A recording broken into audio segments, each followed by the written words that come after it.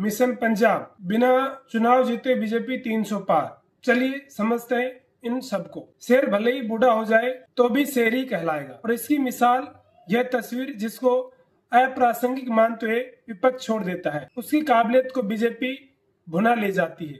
चाहे वो नीतीश कुमार हो, जब वो इंडिया गठबंधन को लीड करना चाहते थे उनको तवज्जो नहीं दी गई, तो बीजेपी ने उन्हें लपक लिया और कहा बिहार में जो भी होगा नीतीश कुमार के नेतृत्व में होगा। इस तरह से बीजेपी आगे बढ़ती चली जाती है। अब बात करते हैं कैप्टन अमरिंदर सिंह की, जिसे सिद्धू के लिए पार्टी बिखर गई। अमरिंदर सिंह ने कांग्रेस को छोड़ दिया। आज वो सिद्धू कहाँ है कोई नहीं जानता, लेकिन वही कैप्टन अमरिंदर सिंह बीजेपी में शामिल हो चुके थे।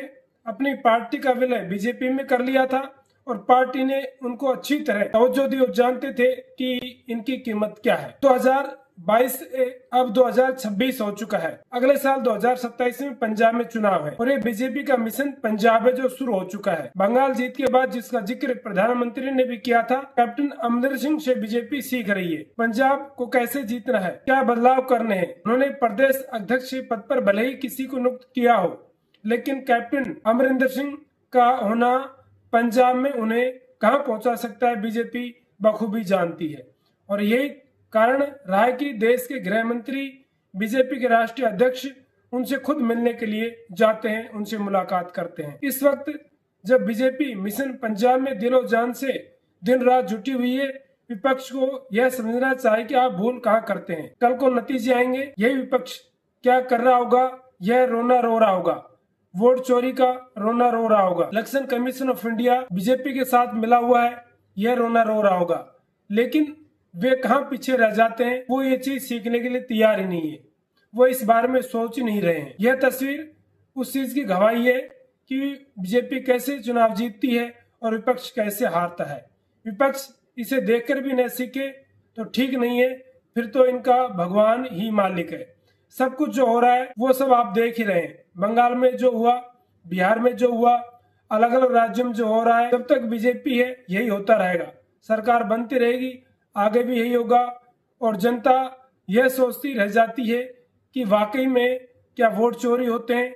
जो कांग्रेस ने जनता को असमंजस में डाल दिया है, वो बार बार कहती है वोट चोरी होते हैं। क्या वाकई निष्पक्ष चुनाव नहीं होते हैं? क्या वाकई में ईवीएम से छेड़खानी होती है? क्या इलेक्शन कमीशन ऑफ इंडिया जो बीजेपी से मिला हुआ है, क्या ये बीजेपी के इशारों पर काम करता है? जनता केवल यही सोचती रह जाती है और बीजेपी अपना काम करने लग जाती है और कांग्रेस इसी में ही उलझी हुई रह जाती है। तो कम से कम विपक्ष को बीजेपी से यह सीखना चाहिए कि बीजेपी को कैसे हराया जाए। बीजेपी बिना चुनाव 300 पार हो गई, मतलब आप सभी जानते हैं कि बीजेपी बिना चुनाव हुए भी 300 पार हो गई। ये कैसे हुआ? बंगाल में हुआ। बंगाल जीतने के लिए बीजेपी ने अपनी जी जान लगा दी थी। टीएमसी यानी ममता बनर्जी लोकसभा में उसकी 28 सीट है, राज्यसभा में 12 सीट है, विधानसभा में टीएमसी ने 80 सीट जीती है।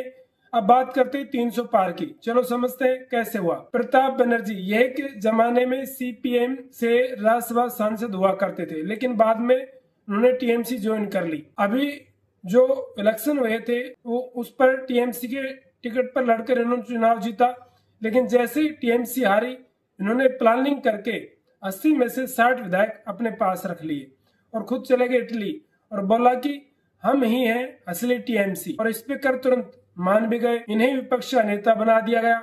अब इसके तुरंत बाद खबर आती है ममता के बहुत पहले फरहाद हकीम जो कलकत्ता के मेयर थे, उन्होंने मेयर वाली पोजीशन से रिजाइन कर दिया और बोला कि बीजेपी मुझे काम करने नहीं देगी, इसलिए मैं रिजाइन कर रहा हूं। अब इसके बाद क्या हुआ कि ममता बनर्जी दिल्ली आई थी गठबंधन की मीटिंग अटेंड करने। पीछे से मेयर साहब जाकर के ऋतुव्रत बनर्जी से मिल बैठे, जो इस टाइम विपक्षी नेता बने हुए। टीएमसी के जो नए नए नेता बने थे, ममता बनर्जी से अलग होकर उनके साथ धनाधन एक के बाद एक मीटिंग कर डाली। यानी कि ये समझो कि ममता बनर्जी के हाथ से पहले 60 विधायक गए, फिर कलकत्ता गया, और अब जो हुआ वो ममता बनर्जी को पॉलिटिकली बिल्कुल खत्म कर देगा और बीजेपी इतनी स्ट्रांग हो जाएगी जो आप सोच भी नहीं सकते हैं। सबसे पहले एक टीएमसी एमपी ने अपनी राज्यसभा की सीट से रेजिग्नेशन दे दिया और उसके बाद शुरू हुआ असली खेल। मैंने बताया था कि बीजेपी बहुत मेहनत करती है, इसलिए बीजेपी जीतती है। टीएमसी के लोकसभा में 28 एमपी थे, उसमें से 20 सांसद बीजेपी में शामिल हो जाते हैं, एनडीए ज्वाइन कर लेते हैं। इन 20 सांसदों ने भूपेंद्र यादव, शुभेंदु अधिकारी के साथ मीटिंग की और अपना एप्लीकेशन लोकसभा स्पीकर ओम बिरला को दे दिया। और एनडीए की स्ट्रेंथ जो पहले 299 थी, अब वो इसी के इनके शामिल होते ही वो 312 हो गई, 300 पार हो गई। इस लेवल पर टीएमसी सदन में गठबंधन में बीजेपी की सबसे बड़ी पार्टी बन गई। टीएमसी सहयोग करने वाली बीजेपी का सबसे बड़ी पार्टी बन गई सदन में। अब इसे क्या कहेंगे? इसे तो असली राजनीति कहते हैं, पॉलिटिकल भाषा में तो इसे राजनीति कहेंगे। लेकिन ये नेता किसी के सगे नहीं है, इन्हें सिर्फ और सिर्फ अपनी पावर से मतलब है और आप इन्हें पावर दिलाने का बस एक हम रास्ता देते हैं और बीजेपी अपना काम कर रही होती है। कांग्रेस पता नहीं कहाँ है, कहाँ सोई हुई है, कांग्रेस का कोई अता पता नहीं है। इस वजह से कांग्रेस हारती है और इसी वजह से बीजेपी जीतती है। तो दोस्तों, इस तरह के पॉलिटिकल विश्लेषण के लिए मुझे आज ही सब्सक्राइब करें और आज का वीडियो अच्छा लगा है तो एक लाइक जरूर कर दें। तो यही वजह है कि जिसकी वजह से बीजेपी लगातार चुनाव जीतती रहती है। कांग्रेस ने अभी तक पंजाब में कदम भी नहीं रखा है, उसकी कोई अभी स्ट्रेटजी नहीं है कि क्या करना है, किस तरह से चुनाव जीतने हैं। बस वो तो और पार्टियों से गठबंधन करने में जुटी हुई है। अरे भाई, आपको ये नहीं पता कि कांग्रेस जिसके साथ गठबंधन करेगी वो पार्टी तो आगे निकल जाएगी और खुद है वो नीचे चली जाएगी। अब चाहिए आप आम आदमी पार्टी को ले लो, चाहे टीएमसी को ले लो, चाहे समाजवादी पार्टी को ले लो, इन्होंने कांग्रेस ने इनको तो मजबूत कर दिया, इनको सीटें दे दी, भैया यहाँ से समाजवादी चुनाव लड़ेगी, यहाँ से आम आदमी लड़ेगी, यहाँ से टीएमसी लड़ेगी, यहाँ हम नहीं लड़ेंगे, यहाँ से कांग्रेस नहीं लड़ेगी, यहाँ से ये पार्टियां चुनाव लड़ेगी। अरे वहां की जनता कांग्रेस को वोट देना चाहती है और आप अपना कैंडिडेट नहीं उतारे, आप वहां और ही कैंडिडेट उतारे, तो कहां से कांग्रेस जीतेगी?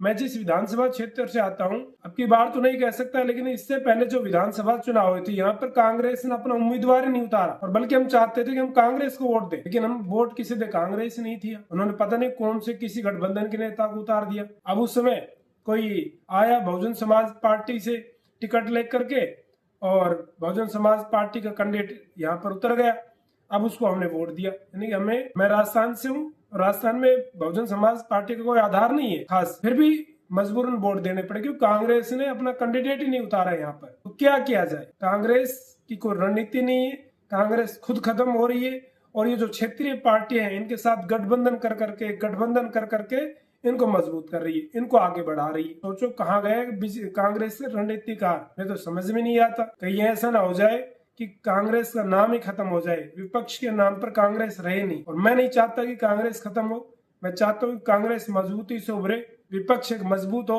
और देश में दो ही पार्टियां हो, तीसरी पार्टी हो ही नहीं, तभी देश आगे बढ़ सकता है। अन्यथा वे टांग पूंछ खींचने वाली चीजें चलती रहेंगी, क्योंकि देश के विकास के लिए दो शक्तिशाली पार्टियां जरूरी है और उनमें सारी चीजें लोकतांत्रिक होनी चाहिए।